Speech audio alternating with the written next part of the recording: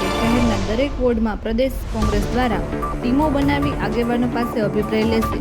રાજકોટના તમામ વોર્ડમાં જઈને આગેવાનોના અભિપ્રાય લઈ આગામી ચૂંટણી માટે પ્રમુખોના નામ પ્રદેશ કોંગ્રેસમાં મોકલશે.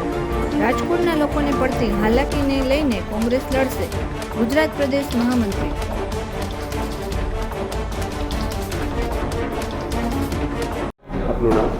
મારું નામ દીપેન્દ્રસિંહ જાડેજા છે. હું ગુજરાત પ્રદેશ કોંગ્રેસનો મહામંત્રી છું. જે રીતે આપણે સૌ જાણીએ છીએ કે અમારા રાષ્ટ્રીય અધ્યક્ષ ખડગેજી અને રાહુલ ગાંધીજીએ ગુજરાતમાં સંગઠન સૂજન એક કાર્યક્રમ ચલાવ્યો છે, જેમાં જિલ્લા અને શહેરના નવા પ્રમુખોની નિમણૂક પછી વોર્ડના જે પ્રમુખો અને મહાનગરનું સંગઠનનું જે માળખું છે એને સુસજ્જ કરવાના ભાગરૂપે અમે આજે અહીં રાજકોટ ખાતે આવ્યા છીએ. મારી સાથે શ્રી જીવણભાઈ કુંભારવાડિયા, સિનિયર નેતા પ્રગતિબેન આહિર, અમારા ધારાસભ્ય વિમલભાઈ ચુડાસમા, ખેની સાહેબ અને પીછડિયાજી, અમે લોકો અહીંયા રાજકોટ ખાતે અમને મૂક્યા છે.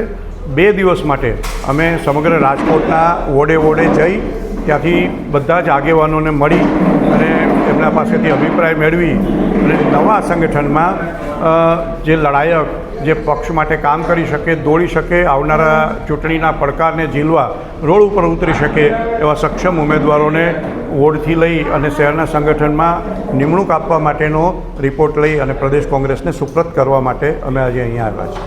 ખાસ કરીને ચૂંટણી પણ કોર્પોરેશનની નજીક આવી.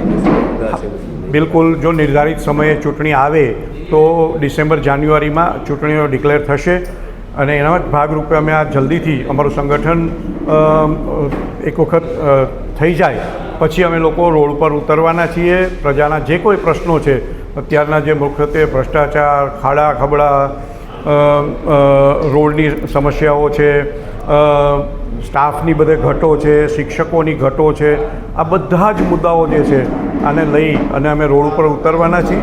અને મને આશા છે કે અમે જે આવનારી ચૂંટણી સુધીના જે કંઈ કાર્યક્રમો આપવાના થાય એ આપી અને આવતી જે કોર્પોરેશનની ચૂંટણીઓ છે એમાં કોંગ્રેસ ખૂબ લડાયક થઈને લડે અને ખૂબ સારું પરિણામ મેળવશે એવી મને આશા છે.